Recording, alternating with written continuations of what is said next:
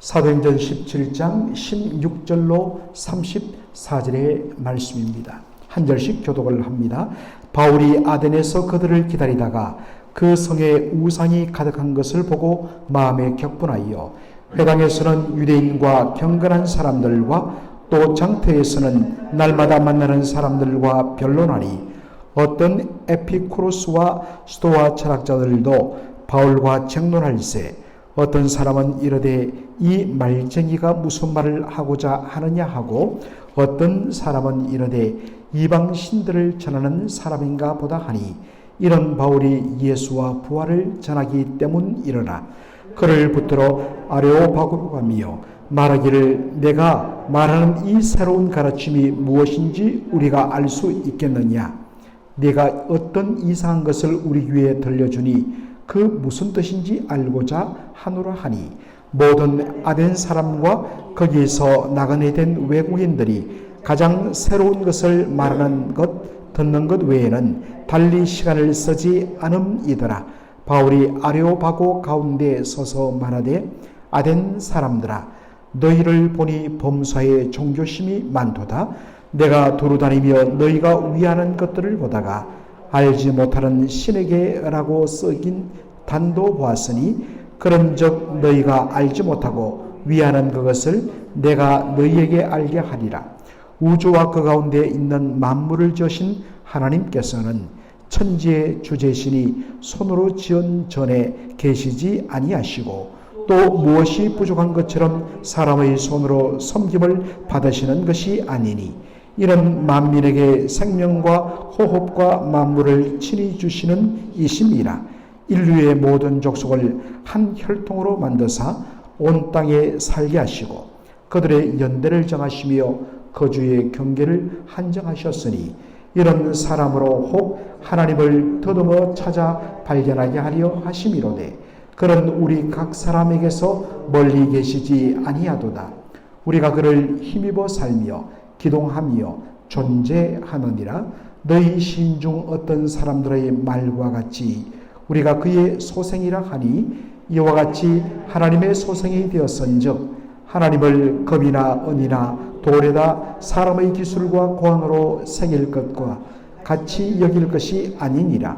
알지 못하던 시대는 하나님이 간과하셨거니와 이제는 어디든지 사람에게 다 명하사 회개하라 하셨으니 이런 정하신 사람으로 하여금 천하를 공의로 심판할 날을 작정하시고 이에 그를 죽은 자 가운데서 다시 살리신 것으로 모든 사람에게 믿을 만한 증거를 주셨음이니라 하니라. 그들이 죽은 자의 부활을 듣고 어떤 사람은 조롱도 하고 어떤 사람은 이 일에 대하여 내 말을 다시 듣겠다 하니 이에 바울이 그들 가운데서 떠나며 몇 사람이 그를 가까이하여 믿으니 그 중에는 아레오파고 관리 디오누시오와 다말이라 하는 여자와 또 다른 사람들도 있었더라. 아멘. 오늘 본문을 중심으로 아레오파고에서 전한 복음이라는 제목으로 말씀을 전하고자 합니다. 바울이 아덴, 그러니까 오늘날의 이 아테네에서 본 것은 그 도시 전체가 온갖 우상들로 뒤덮여 있다는 것입니다. 오늘날도 우리가 그렇게 아테네를 가보면 아테네의 구도시인 아크로폴리스 거기에 보면 각종 그 신전들의 흔적들이 뼈다만 남은 채 그대로 있는 것을 보게 됩니다. 그리스 신화에 나오는 12 신들을 섬기는 신전들과 각종 우상 숭배가 만연했던 곳입니다. 바울은 아테네 도시를 둘러보다가 온 도시가 각종 우상 숭배 신상으로 가던 것을 보고 마음에 분함이 일어납니다. 그리고 그곳 사람들을 붙잡아서 그들과 변론합니다. 오늘 특별히 보니까 바울과 변론했던, 토론했던 사람들이 나오는데 에피쿠로스 철학자들과 스토아 학파 철학자들 두 철학파를 언급하고 있습니다. 이 에피쿠로스는 바로 쾌락주의를 모든 것의 중심에 두었던 것입니다. 인간의 최고의 바로 존재 목적은 쾌락에 있다. 반면에 이 스토아 철학은 철두철미하게 금욕주의에 있습니다. 인간의 근본 욕망들을 철두철미하게 죽이고 죽일 때에 진정 참된 인생의 존재 목적을 발견할 수 있다. 이 대립된 두 주장을 하는 철학자들과 함께 지금 사도 바울이 토론을 하고 있는 것입니다. 아테네 사람들은 다른 일은 하지 않고 모든 일들은 다 어떤 의미에서 노예들에게 맡기고 그들이 하는 일은 하루 종일 광장에 모여서 시원한 나무 그늘 아래에서 날마다 새로운 토론을 하며 지식을 나누며 새로운 철학을 그렇게 논의하던 일에 열중했습니다. 이들이 늘 이렇게 어떠한 새로운 사람이 새로운 주장을 한다면 그 사람의 이야기에 귀를 기울였던 것, 그것은 바로 그들이 헬라 사람들이 가진 구원관 때문이었습니다. 헬라 사람들은 세상과 우주는 두 가지 원리로 딱 구별된다고 생각했습니다. 선과 악, 모든 종류를 다 선과 악으로 그렇게 나눌 수 있다고 생각했습니다. 그들은 사람의 정신과 마음, 그리고 저 하늘에 있는 신의 세계는 거룩하고 선한 것으로 여겼습니다. 그 반대로 모든 물질적인 것들, 우리의 몸의 육체라든지 이 세상에 만지고 보이는 모든 육적인 것들, 물질적인 것들, 그것으로 구성된 이 세상은 바로 악하고 더러운 것으로 여겼습니다. 사람은 선한 영혼이 악하고 더러운 육체에 갇혀있고 속박당하는 것으로 그들은 보았습니다. 바로 이 선한 영혼이 악한 육체의 속박에서 벗어나는 것을 그들은 구원이라고 봤습니다. 우리가 좀 전에도 이야기했던 에피쿠로스 학파는 쾌락을 통하여서, 혹은 스토아 학파는 철두철미한 육적인 것들을 죽이는 금욕을 통하여서 그러한 진정한 구원에 이른다고 보았습니다. 여하간에 바로 사람의 영혼을 더러운 육체의 속박으로부터 구원해 주는 것, 그것은 바로 하늘에서 내려오는 신령한 지혜에 의해서 가능하다. 그래서 이 사람들이 철학에 그렇게 목숨을 건 것입니다. 여러분, 철학을 영어로 필라소피라고 이야기하죠.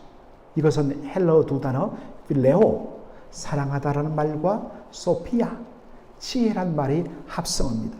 그러니까 지혜에 대하여서 그토록 그들이 열망하고 사랑하고 거기에 목숨을 걸었던, 그래서 고대 그리스의 그러한 철학이 발달했던 이유가 사실은 그들의 구원에 대한 목마름 때문인 것입니다. 물론 우리가 알지만은 그러한 인간의 지혜로는 결코 우리 인간의 바로 이 구원, 근본적으로 이 모든 구원의 근본 출발점은 인간의 죄 때문인데 그것을 보지 못했다는 것입니다.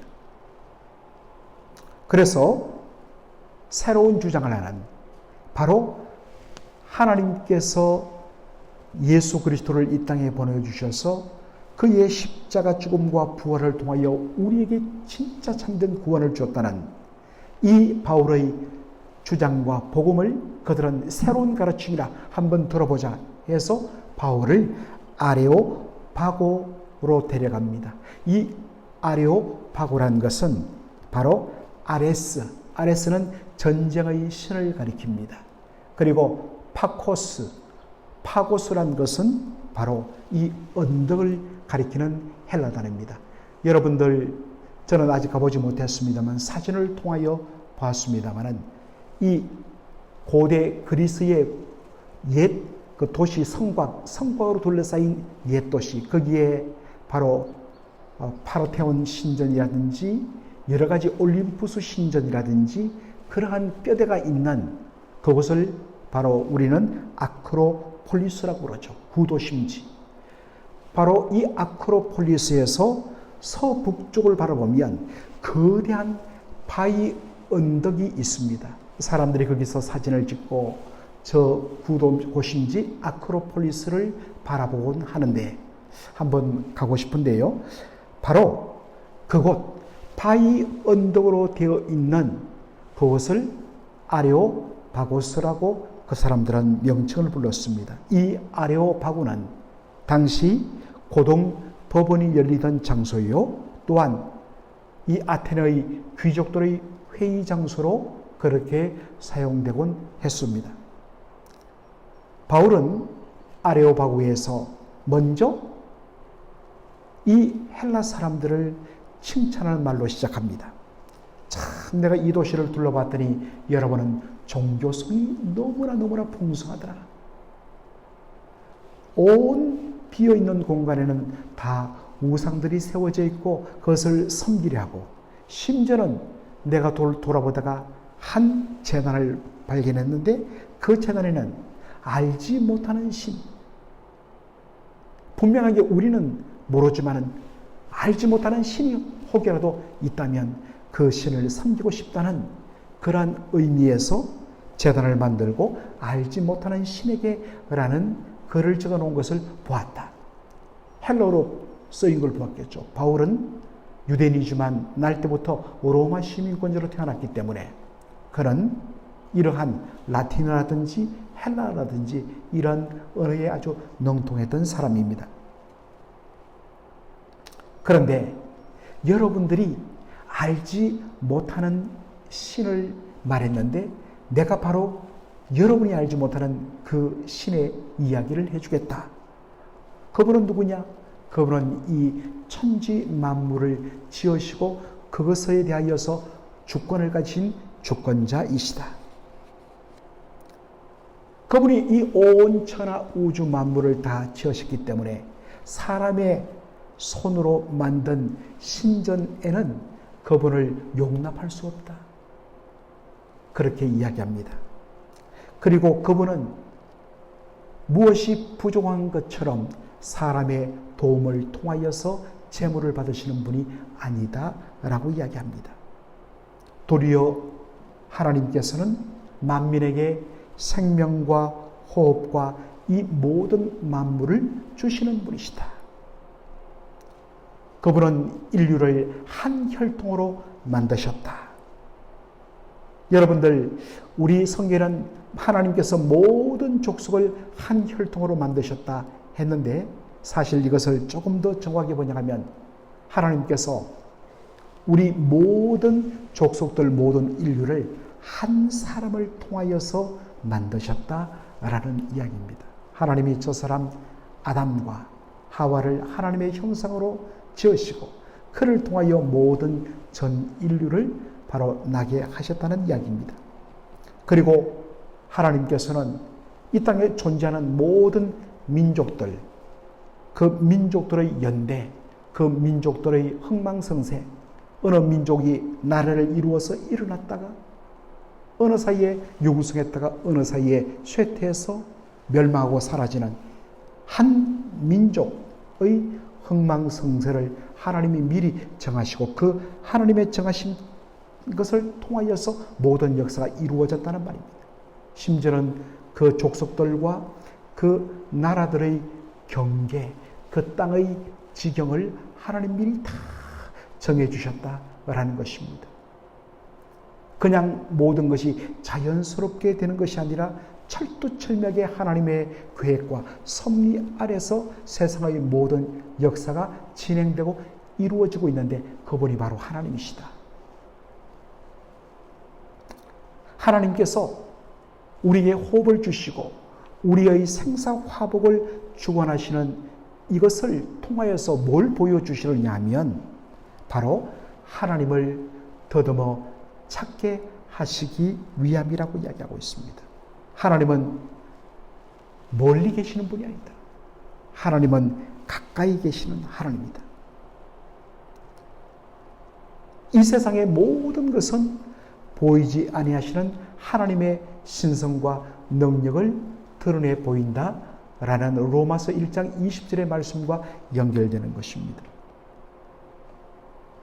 우리의 존재는 하나님에게서 시작되고 심지어 우리가 이 땅에 존재하는 것도 하나님께서 모든 것을 공급하여 주시기 때문에 오늘 우리가 살고 있는 것이다. 그분은 우리의 호흡과 우리의 필요한 모든 것들을 공급하시는 분이시다. 그런데 그 하나님을 알지 못하고 모든 것이 우리의 힘으로 지혜로 말미암아 되어진 것처럼 생각하고 존재하지도 않는 이 헛된 우상들을 섬기는데 이 많은 에너지와 정열을 다 쏟는 것은 무엇 때문인가? 그것은 바로 죄로 인하여 영적인 죽음을 당하기 때문이라고 말합니다. 그러면서 이야기합니다. 하나님이 지나가던 이전 시대의 것은 하나님 그냥 간과하신다. 여기에 간과하신다는 것은 간과, overlook, 그냥 모른 채 넘어가신다 라는 뜻이 아니라 정확하게 번역하면 하나님께서 원래 그 죄악에 대하여서 그 무지에 대하여 하나님 심판하셔야 되는데 하나님께서 참으시고 심판을 잠정 보류했다. 집행을 유예했다라는 의미입니다. 그러나 이제는 하나님께서 때가 참에 하나님의 아들 예수 그리스도를 보내주시고 그 아들 예수 그리스도를 통하여 인간의 죽음을 가져왔던 죄의 문제를 해결하고 그 예수 그리스도를 통하여서 하나님과의 관계가 회복되는 놀라운 길을 열어주셨다는 것입니다. 그러므로 이제 회개하고 온전히 예수를 통하여서 살아계신 참 하나님께로 나와 유일하신 하나님을 섬기며 진정한 구원의 은혜를 누리는 그러한 놀라운 길이 열렸다는 것입니다. 이미 새롭게 길이 열렸는데도 여전히 그 옛날의 잘못된 방식으로 헛된 우상을 섬기고 헛된 구원을 추구하는 것, 그것은 더 이상 하나님께서 용납치 아니하신다라는 것입니다. 그러면 어떻게 살아계신 참 하나님께로 나갈 수 있는가? 그것은 바로 예수 그리스도를 통해서만 가능하다는 것입니다. 사도행전 17장 32절 보니까 바울이 전한 복음을 딱 간단하게 요약합니다. 그것은 죽은 자의 부활이란 것입니다. 하나님이 보내신 구원자 그리스도는, 예수는 십자가에 못 박혀 죽었습니다. 그런데 그 십자가에 못 박힌 예수를 하나님이 다시 살리셨다라는 것입니다. 이것을 들은 오늘도 보니까 이 아테네 사람들이 일부가 조롱을 합니다. 그 이유는 그들이 가진 아까도 말한 선악을, 모든 것을 선과 악으로 보는 그들의 관점 때문입니다. 육체는 악하다고 그랬잖아요. 하늘에 속한 것은 선하다고 그랬잖아요. 어떻게 선하신 하나님이, 그리고 선하신 하나님의 아들이 더럽고 악한 인간의 육체를 가지고 이 땅에 올 수 있는가? 그리고 어떻게 십자가에서 그 육체의 비참한 죽음을 당할 수 있는가? 그리고 다시 죽음에서 살아났다는데 다시 그 육체 가운데 부활할 수 있는가? 그들은 그래서 예수님을 조롱했습니다. 그런데 놀랍게도 일부의 아테네 사람들은 바울이 전한 십자가에 못 박혀 죽으시고 죽은 지 3일 만에 다시 몸으로 부활하신 예수 그리스도, 그분을 온전히 나의 주님으로 믿었습니다. 어떻게 이것이 가능할까요? 고린도전서 1장 23절 24절을 보면 오직 은혜로 부르심을 입은 자들에게는 십자가에 못 박힌 예수 그리스도는 하나님의 지혜요 하나님의 능력이라 라고 이야기하고 있습니다.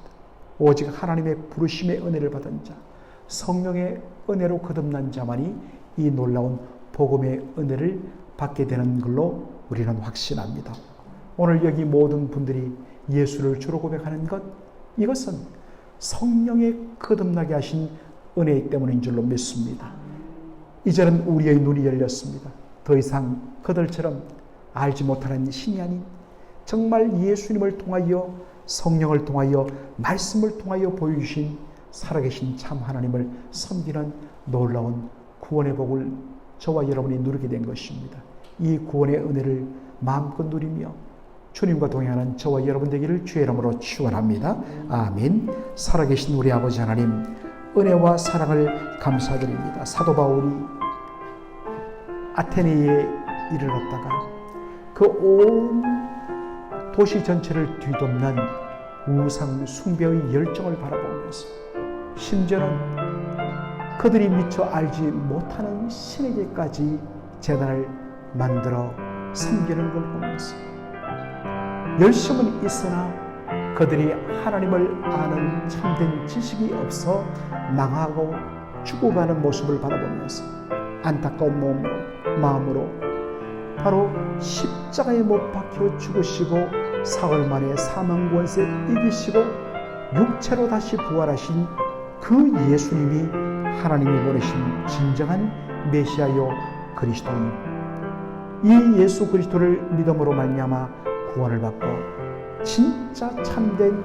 살아계신 하나님께로 나가 그 하나님을 섬기는 구원의 복을 누릴 수 있다고 했던 이 복을, 주여 이 복음을 저희들이 믿고 고백하게 하여 주신 것 감사합니다. 이제는 생명의 주인 되신 우리 주님과 더불어 하나님의 영광을 위하여 살아가는 저희들의 복된 삶이 될 수 있도록 오늘 하루도 저희들을 주장하여 주시옵소서.